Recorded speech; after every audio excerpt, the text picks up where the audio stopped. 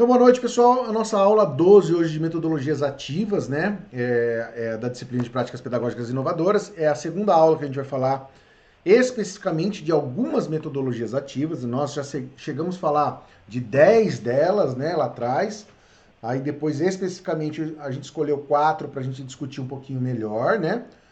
E na aula de hoje a gente vai falar um pouquinho sobre aprendizagem por pares e gamificação. Por que essas duas? Porque são duas que estão bastante presentes, mesmo não com esse nome, né? No ensino infantil e nos anos iniciais. No ensino infantil, gamificação mais, tá? Ainda falta algumas coisas, talvez, para denominar como gamificação, mas a gente trabalha bastante algumas coisas que estão presentes nessa metodologia ativa. E a aprendizagem por pares, eu acho que é a metodologia que já vem há algum tempo sendo empregada, né, principalmente na alfabetização de crianças. E agora tem esse nome mais, né, mais pomposo, né, peer-to-peer, do inglês, né, que é pares por pares, né, mas é aprendizagem por pares que a gente traduz, né, para a gente falar um pouquinho sobre como as crianças podem auxiliar no processo de aprendizagem da outra, né? Então a gente já faz bastante isso na educação infantil em anos iniciais, principalmente em anos iniciais, na alfabetização, que é os grupos, né, que são, né, os grupos produtivos, né? Quando a gente coloca duas crianças juntas, né, a gente mapeia a sala por meio de uma sondagem, qualquer coisa, e por esse mapa a gente sabe mais ou menos em qual nível de aprendizagem a criança está na alfabetização, por exemplo, né? E a gente consegue montar os pares produtivos para que uma criança que esteja um pouquinho mais avançado que a outra possa puxar essa criança na aprendizagem. Por isso é importante do mapeamento é para que a gente conheça, né? Como cada criança está, para a gente não colocar crianças muito distantes, né? Na aprendizagem uma da outra, ou crianças que estão muito próximas. E quase não dá para identificar, né, o avanço de uma em relação à outra e acaba não acontecendo, né, a possibilidade de uma puxar a outra assim no processo de aprendizagem. Então vamos primeiro para a aprendizagem por pares, né? Como a gente já falou, é a mais utilizada, principalmente na área da pedagogia. E agora está se estendendo para todas as áreas, né? Para todas as áreas do conhecimento, todos os níveis de conhecimento. Então, não só mais na alfabetização, mas nas mais diversas disciplinas que existem, já estão se falando de como trabalhar a aprendizagem por pares. Nos diversos níveis né, do ensino, né? A aprendizagem por pares na área, na questão laboratorial, na questão de cursos de graduação, né, cursos técnicos, porque quando a gente está num laboratório, por exemplo, um curso que demanda laboratório, às vezes, na prática, há uma certa dificuldade em algumas pessoas em transpor aquela teoria na hora que chega ali na prática, né? Então, tem pessoas que têm mais habilidade, às vezes, e acaba auxiliando uma a outra, pessoas que estão muito próximas nesse processo de aprendizagem, consegue ajudar a outra que ainda está aprendendo, né? Ou está num degrau abaixo dela. Então, hoje é uma das metodologias ativas, junto com a sala de aula invertida, como a gente falou na nossa última aula, foi uma das que a gente falou na última aula, e é uma das metodologias ativas mais empregadas hoje, né? Então, porque tem a aprendizagem baseada em projetos, né? Ou problemas também que são bastante empregados, mas aí mais para crianças um pouquinho mais velhas, que é na educação de anos finais, ensino fundamental de anos finais, ensino médio ou na graduação, mas também pode ser empregada nos anos iniciais. Então vamos falar um pouquinho sobre a aprendizagem por pares. O que ela é, né? Eu vou só fechar aqui embaixo. O que ela é? Então ela é uma metodologia ativa. Pode ver que a estrutura dela, do peer-to-peer, como eu falei para vocês, vem da década de 90, mas no Brasil, a aprendizagem por grupos produtivos também vem mais ou menos dessa época, um pouquinho antes, mas uma não tinha relação direta com a outra. Depois que se acabou uma trazendo informações, né, contribuindo com a outra, na verdade o peer-to-peer contribuindo mais com o modo como a gente trabalhava de grupos produtivos, que é já uma metodologia mais ou menos que se empregava há muito tempo, né, na Argentina, na Espanha e tal. E aí nós do Brasil começamos a trabalhar, principalmente na época que a gente abordava muito a metodologia da Emília Ferreiro aqui no Brasil, né? Então a gente trouxe muita coisa dela e ela era uma pessoa que trabalhava mais ou menos essa estrutura de pares de aprendizagem, né? Claro que a sondagem é a carro-chefe dela, né? Mas ela também utilizou isso aí. Então, pessoal, às vezes nós, né, não conseguimos enxergar o problema que a criança está desenvolvendo, né, quando ela está aprendendo algo. Então ela cria um problema ali, um obstáculo, né? E esse obstáculo acaba sendo um impeditivo para que ela caminhe sozinha naquele momento da aprendizagem.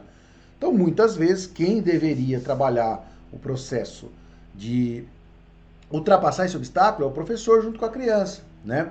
Que também, não deixa de ser uma aprendizagem por pares, tá? Embora essa aprendizagem por pares exista uma outra relação, né?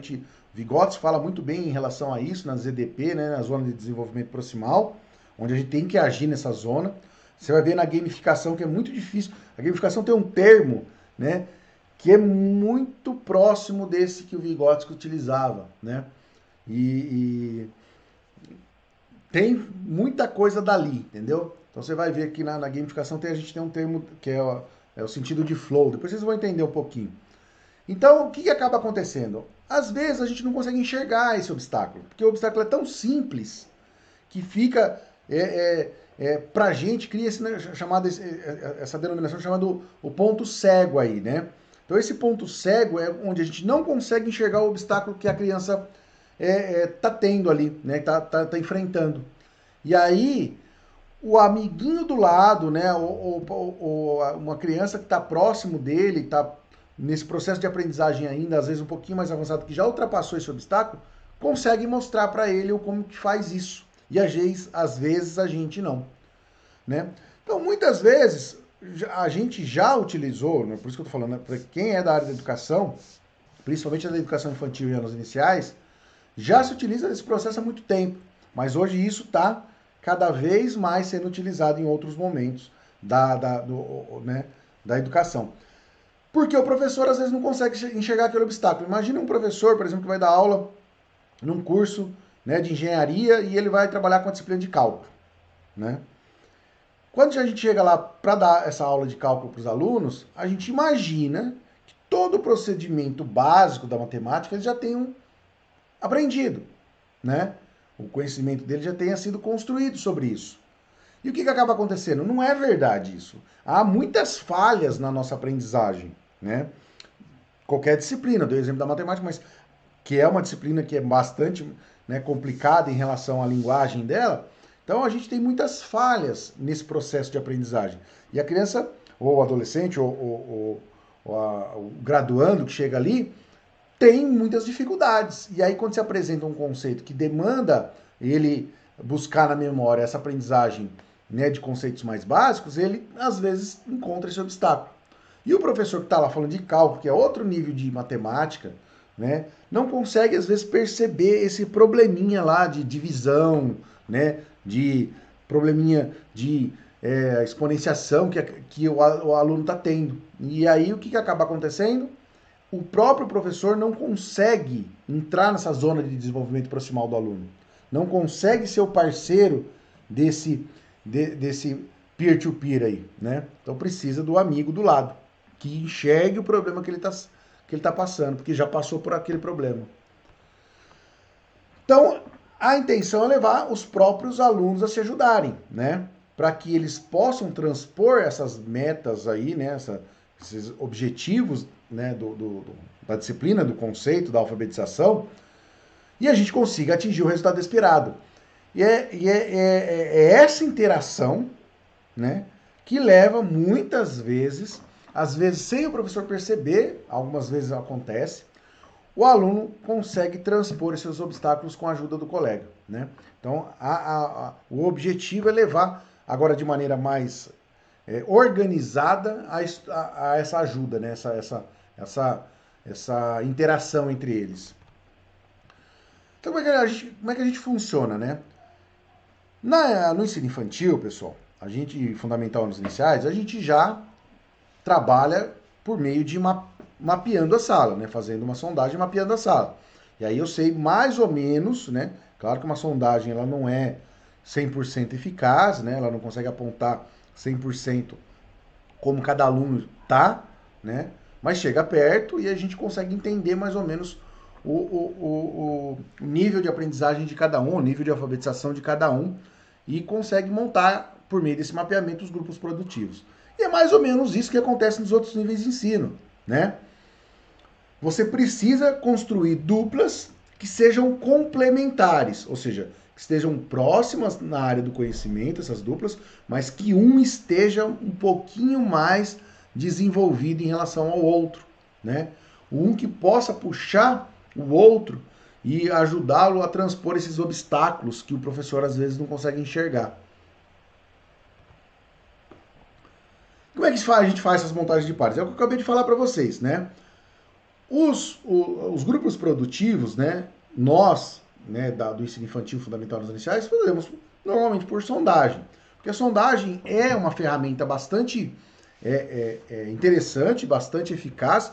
Como eu disse, ela não é 100%, mas ela é bastante eficaz. Traz bastante informação para a gente de como o aluno está na alfabetização. Então, se ele é silábico, né? Se ele não consegue ainda entender que os sons podem ser representados por mais de uma letra ele não consegue, né, representar o fonema, né, por uma sílaba, né? Então, saber que aquela sílaba é representada por um fonema, tal. Então ele está ali no silábico, aí tem um aluno que está silábico um pouquinho mais, né, com valor, por exemplo, né? Se a gente fala do silábico sem valor, silábico com valor.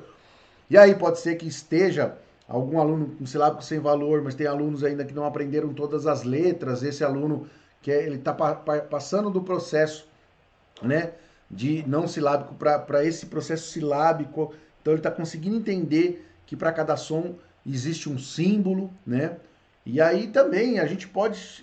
Tem pessoas que colocam alunos que já estão alfabetizados, mas escrevem ainda muitas palavras erradas com um aluno que já escreve um pouco mais corretamente. Questão de. A gente pode aí dar o exemplo, por exemplo, 2 alunos alfabéticos, mas um aluno ainda que não conhece, por exemplo, que o CH ainda também pode ter o mesmo valor sonoro do X, né? Ou de outras letras, que na língua portuguesa a gente tem uma língua bastante complexa em relação à sonoridade, ao som dela, né? A sonoridade dela, então a gente consegue, não consegue às vezes perceber que a criança empaca, né, em algumas sílabas complexas, como o nhá, né, o lhá, né, são sílabas que às vezes demandam um pouco mais tempo na criança para ela entender, né, que precisa de 2 letras, consoantes mais uma vogal para formar um som só, né, e ainda quando não tem mais ainda, né, nhão, né, então caminhão, que é 4 letras para formar né, um fonema. Então, a gente precisa, às vezes, da ajuda da outra criança, né? Então, esses grupos produtivos, né, que a gente faz na sondagem para a alfabetização, isso é a aprendizagem por pares. Só que, claro, em outros níveis de ensino, a gente não chama de sondagem. Poderia até chamar, não tem problema nenhum.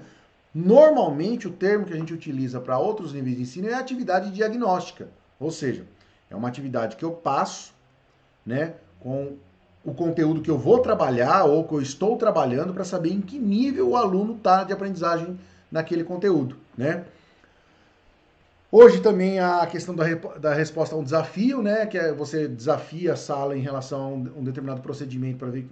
Aí, às vezes, talvez mais voltado para aulas um pouco mais práticas, tal, né?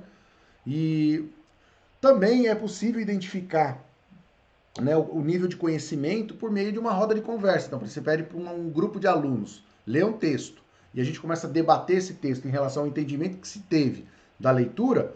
Eu posso perceber o aluno que não leu, o aluno que leu pouco, o aluno que leu e não entendeu, o aluno que leu e entendeu um pouquinho mais, né? O aluno que conseguiu extrair quase todo o objetivo já da aprendizagem na leitura. Então, esse debate você consegue perceber isso também, né? Então, essa troca de ideias entre os alunos é muito possível você perceber o nível de conhecimento em relação àquele assunto, né?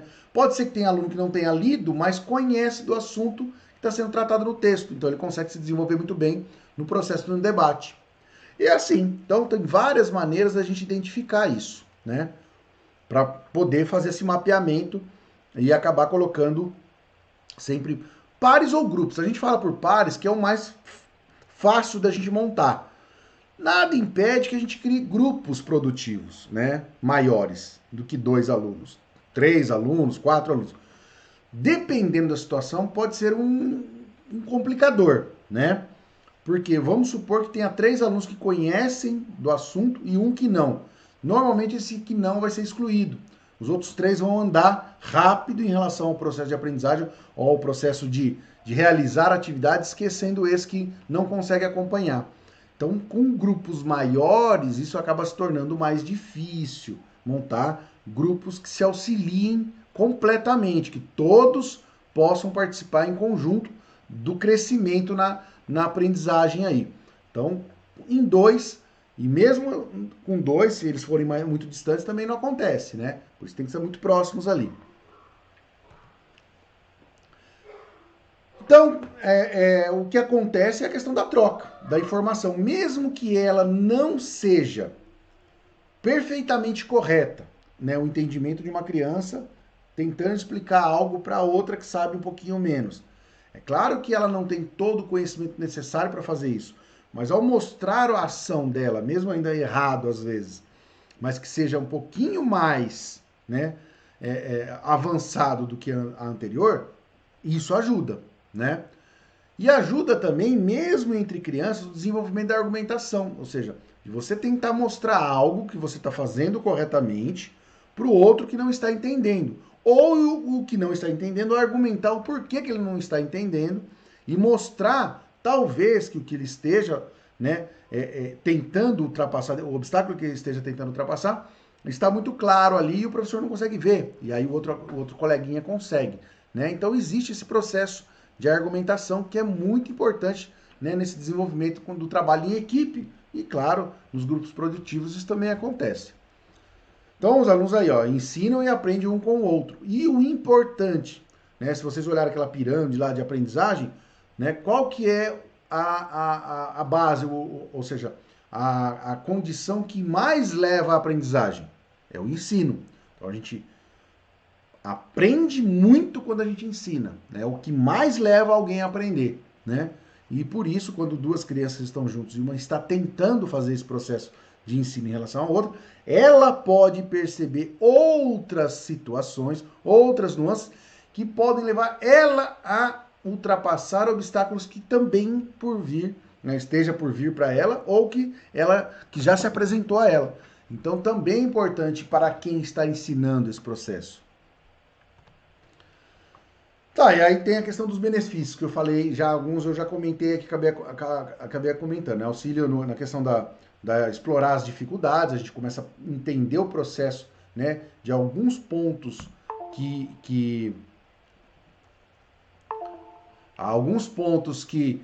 a gente não entendia que poderia ser um empecilho na aprendizagem, a gente começa a perceber que são, né? Porque nós, professores, começamos todos esses obstáculos que as crianças apresentam na aprendizagem.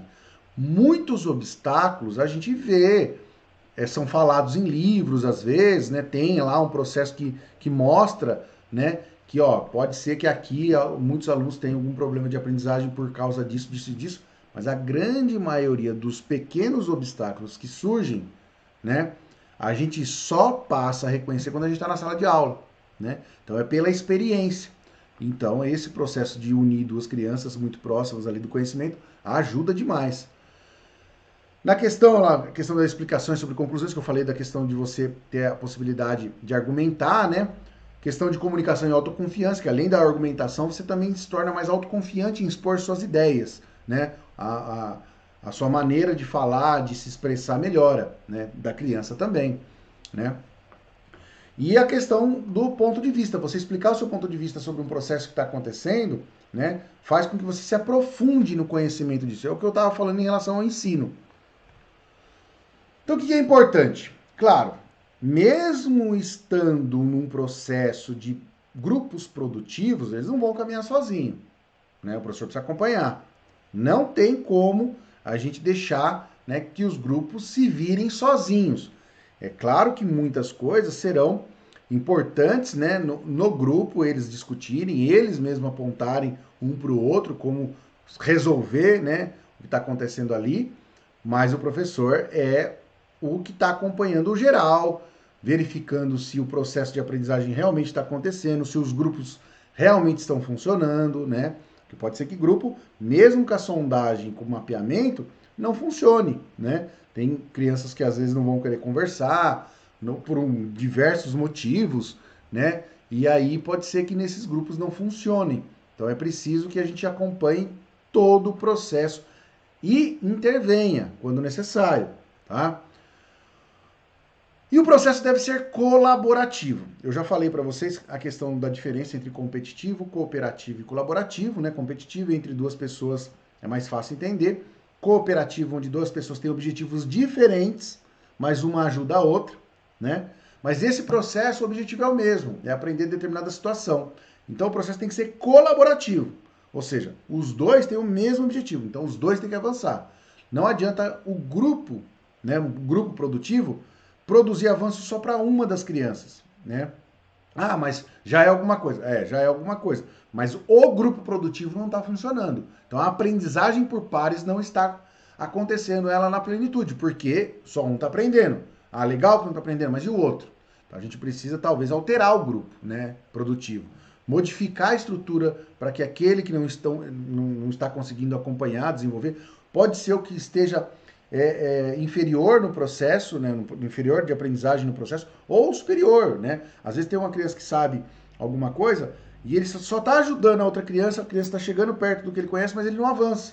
Então, pode ser que exista um problema ali também. Então, às vezes é preciso também, às vezes, alterar esses grupos.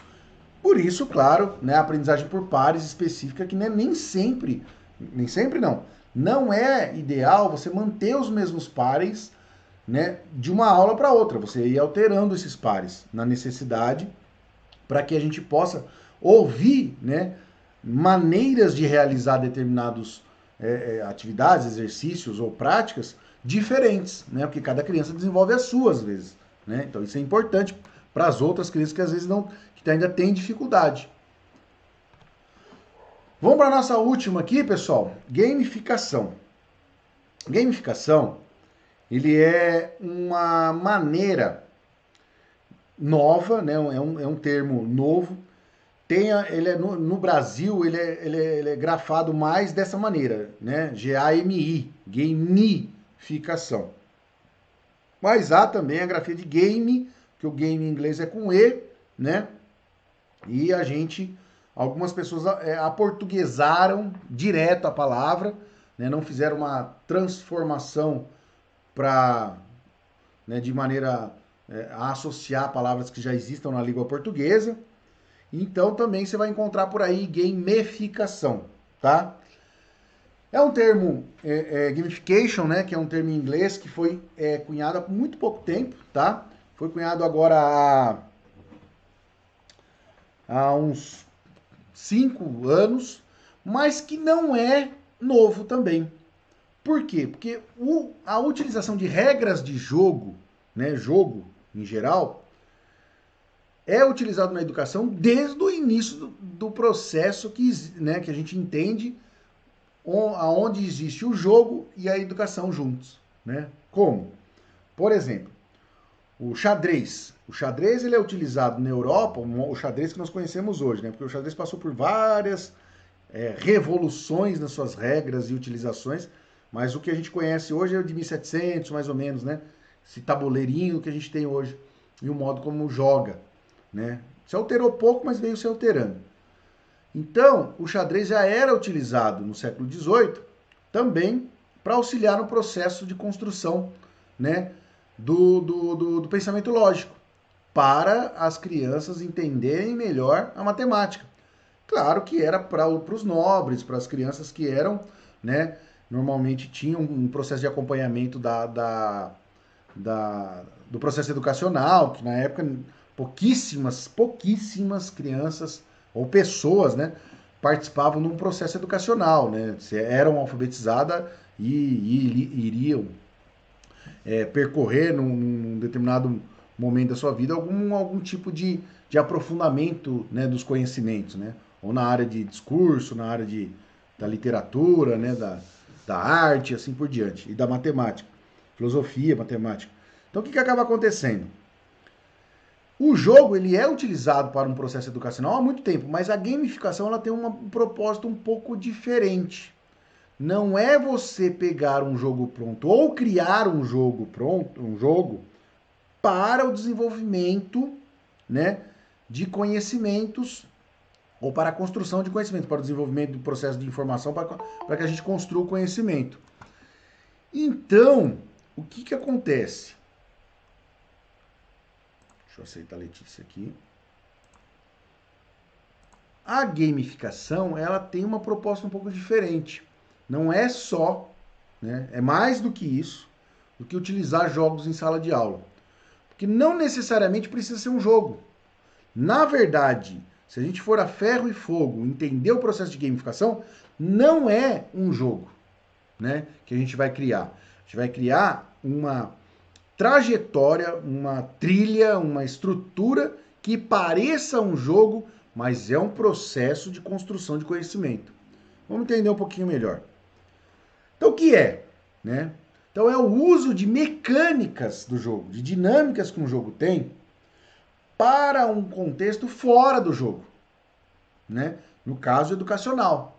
Então, a gente vai utilizar de algumas regras que o jogo possui para a construção de conhecimento diante de um fato, né, de um conceito. A gente vai entender um pouquinho melhor, tentar entender aqui. Então, foi feito para melhorar a aprendizagem das crianças, né, ou dos adolescentes, qualquer pessoa que esteja passando por um processo de ensino, mas não é necessariamente a construção de um jogo ou a utilização de um jogo, que já existe, né?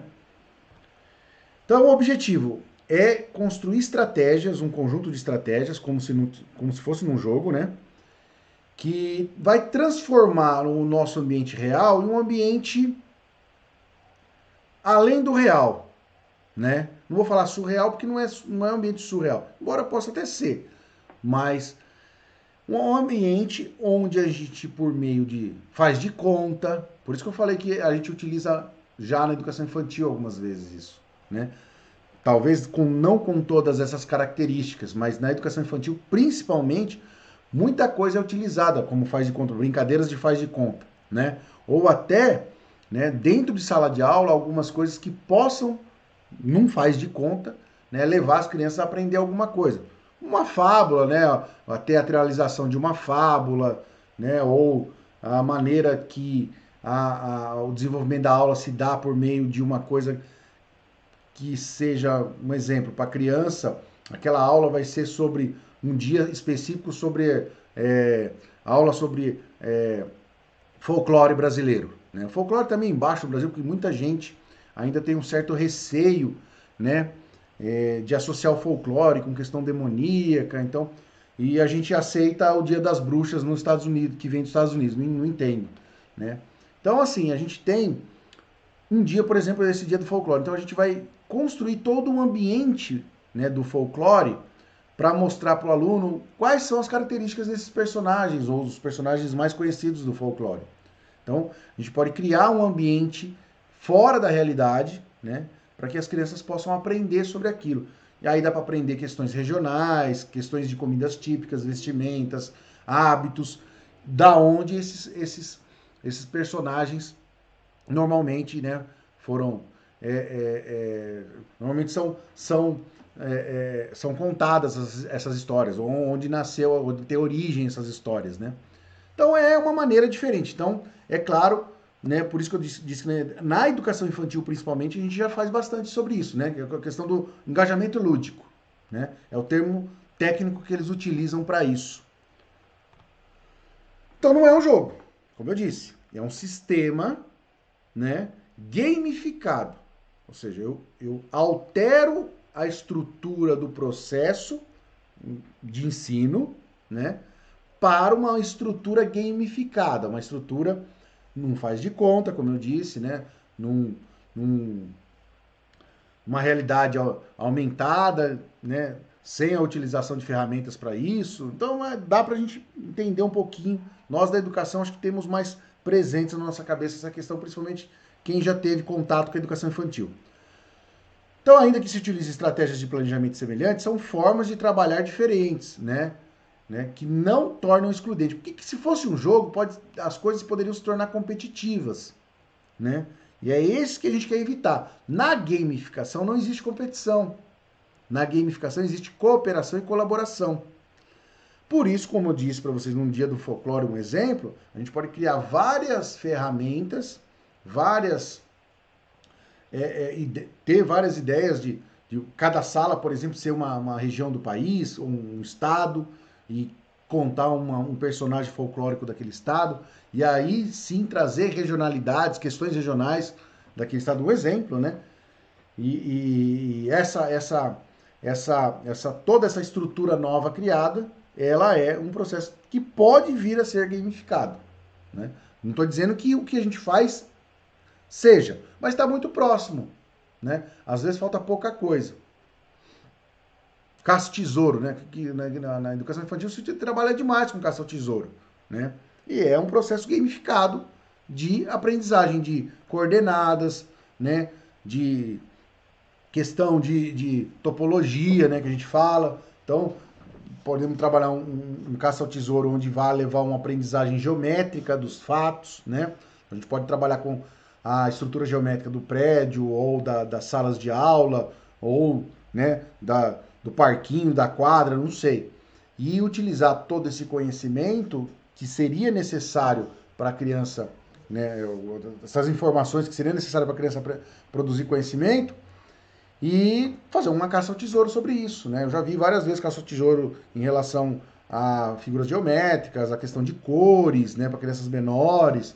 Então tem várias opções aí que dá para a gente pensar em já coisas que são utilizadas, né, deixar bem próximo do que já é uma estrutura de ensino gamificada. Então tem que ter elementos de um jogo, né? Então vai ter que ter conjuntos e regras, para a gente falar da Caça ao Tesouro, tem regra a seguir, né? Se fosse uma apresentação, por exemplo, do Dia do Folclore, a gente podia criar regras para essa apresentação, né? Vai ter que ter um espaço, vai ter que ter uma durabilidade de tempo e, claro, um objetivo final. E, mais importante, as pessoas que participam, os jogadores, né? Que a gente, muitas vezes, se a gente falar, como eu falei, dei o exemplo agora da Caça ao Tesouro, a gente até pode chamar de jogadores, sim. Em outras estruturas, a gente pode falar de personagens e qualquer coisa parecida. E como é que chama isso, né? No termo técnico também, essa questão de você criar esse ambiente de fantasia. É chamado de realidade de segunda ordem, porque a gente vive na realidade de primeira ordem. Tudo abaixo dessa camada, o que é criado, né? Hoje a gente está muito mais presente na gente por causa da questão dos videogames também, né? Muitos videogames são realidades de segunda ordem. Alguns mais imersivos, outros não. Você pega, por exemplo, da minha época, a gente falava muito do Second Life, né? Dos The Sims, né? E hoje a molecada já tem vários outros jogos, né? Por exemplo, Minecraft, que ela pode criar um mundo lá dentro. Hoje tem Roblox, um monte de joguinho que as crianças hoje podem viver né? Numa outra realidade, uma realidade de fantasia, chamada de realidade de segunda ordem, né? Eu vejo bastante no YouTube agora, principalmente às vezes meu filho está assistindo alguma coisa, tem diversos canais de pessoas que jogam, né? Para mostrar como é que se desbrava esse mundo, né? De virtual, né? É um mundo virtual, tá? E aquele filme que saiu não faz muito tempo, Jogador Número 1, para quem assistiu aquilo, perfeito mostrar a realidade de segunda ordem totalmente imersiva, né? Onde a pessoa entra, né, num ambiente virtual e tem toda a estrutura social de relacionamento, de ganho, de perda lá dentro, né? Então é o mais imersivo possível aquilo. Então, aí tá falando aí, na questão, né, da suspensão, porque se suspende as regras da vida real para criar, né, para você entrar nessa realidade de segunda ordem e viver novas regras ali dentro, né, que a gente chama de mundo de fantasia. E o que são, né, há muito tempo já existe, né, o RPG da década de 70, 60, 70, não lembro agora de cabeça, né, que é muito famoso, hoje tem diversos, por isso que eu tô falando do videogame, tem diversos jogos que são de RPG, no celular também há diversos, e diversos tipos de RPG.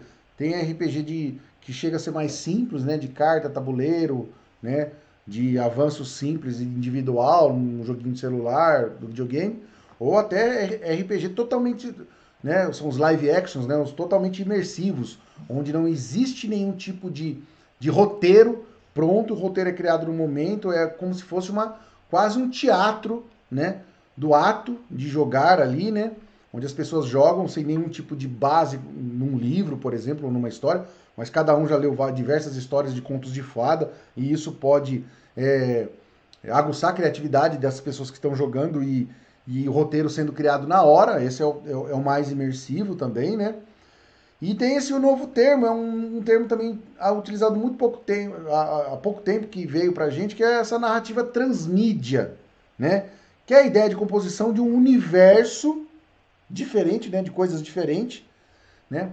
Que utiliza diversas mídias diferentes, né? Distribuída em mídias e suportes de maneira diferente, que a gente junta tudo isso e cria uma experiência diferente do que é real, né? Então a gente faz o negócio existir, né? Por meio de todo um processo de construção, de utilização de recursos de mídia, sendo que é uma realidade de segunda ordem, tá? Então também tem essa nova estrutura que eles estão falando aí, essa narrativa transmídia, que é muito desse termo é, claro, os novos jogos de videogame que existem, né? E aí que eu falei para vocês que a ZDP ia estar em algum momento aqui, né? Esse estado de flow aí, tá? Desde quando existe o videogame, a gente vai falar, esse estado de flow, ele existe, se a gente pensar em jogos de tabuleiro, né, que existem antes do videogame, também a gente pode pensar nele. Mas esse termo foi criado para jogos de videogame, né?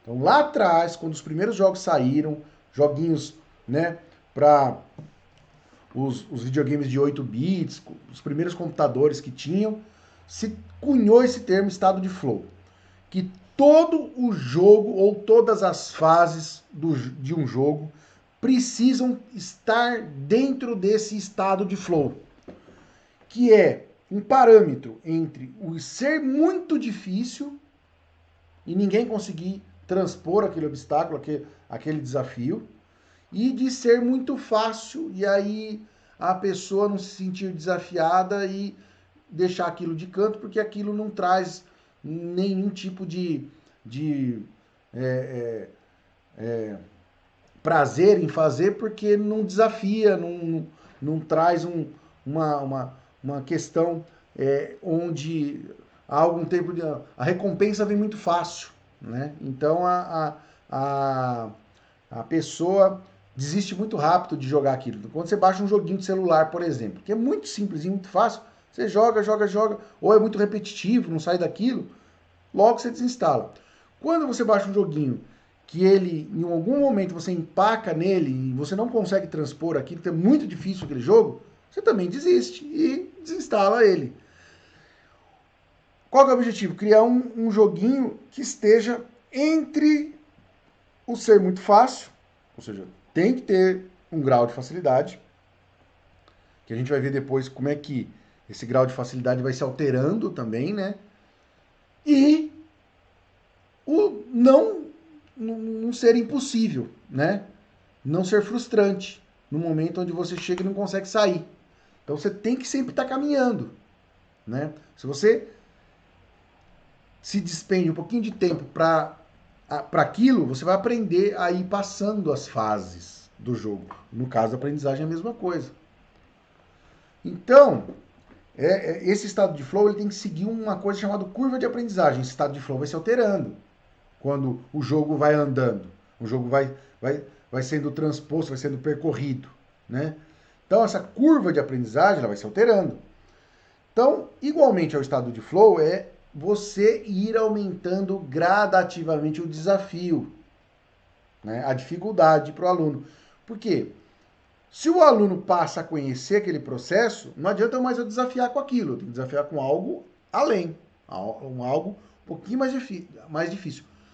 Toda a estrutura curricular de todos os livros que são produzidos, tenta-se utilizar essa curva de aprendizagem, né? Na verdade, no Brasil, a gente pega algumas teorias francesas e espanholas, que eu falei no processo educacional nosso, chamado de maneira espiral. Então, você sempre retorna aquele conteúdo. Então, por exemplo, assim, na educação infantil, você passou levemente por algum conteúdo. No fundamental, nos iniciais, você passa por esse conteúdo 2 ou 3 vezes nessa espiral. Sempre de maneira mais aprofundada, de maneira a agregar mais conteúdos, agregar mais informações para que o aluno possa construir mais conhecimento. Passa para o ensino médio, ou para o ensino fundamental nos finais, mesma coisa. Você vai passando fatos históricos do Brasil, fatos históricos do mundo, geografia física, geografia política, matemática, linguagem, literatura, arte, educação física, a gente vai aprofundando, né? Todo ano não, mas toda modalidade de ensino a gente passa pelo menos uma vez por determinado conteúdo, né? Tá, tem alguns conteúdos que vão ser apresentados lá na frente, mas ele demanda de vários outros conteúdos já estruturados, né, no conhecimento do aluno. Então é assim, a gente trabalha por espiral. Então essa curva de aprendizagem, né, que ela vai subindo e o aluno vai se tornando cada vez mais aprofundado no conhecimento geral do objetivo escolar, por exemplo, mais desafio tem que dar para ele, né? Mas nunca eu posso sair desse estado de flow. Ou seja, não pode ser difícil demais e nem fácil demais. Senão, em algum momento ali para. Só falei bastante hoje, né? Eram duas coisas para falar aí para vocês, né? O peer-to-peer e a gamificação, né? O aprendizagem por pares. E os dois textos que eu mandei para vocês na aula passada tratam excelentemente desses dois dessas duas metodologias ativas. Eu acho que os vídeos que eu passei, eles são bem superficiais, são curtinhos, né? Falam de maneira muito resumida, né? O que são esses dois termos, essas duas metodologias ativas, mas os textos estão muito bons, né? Onde ele traz de uma maneira um pouquinho mais aprofundada o que a gente precisa. Toda a estrutura que eu trouxe aqui, eu também busquei em alguns outros textos, né? Eu fiz um curso pela Fundação Bradesco de gamificação e pelo Senai. E gostei bastante do material deles também, mas infelizmente eu não consigo baixar o material, só consigo acessar pelo portal deles, né, pelo meu acesso. E eles não, o do Senai nem copiar você consegue. E o da Fundação Bradesco, como era extenso demais, é muita figura, né? Você pegar só o texto, você perderia demais e ficar dando print. São 127 telas, eu não consegui montar esse material. Seria interessante montar esse material para enviar para vocês. Mas esses dois textos acho que dão conta para a gente começar a falar dos dois itens aí. Os contatos, como sempre, tá, pessoal?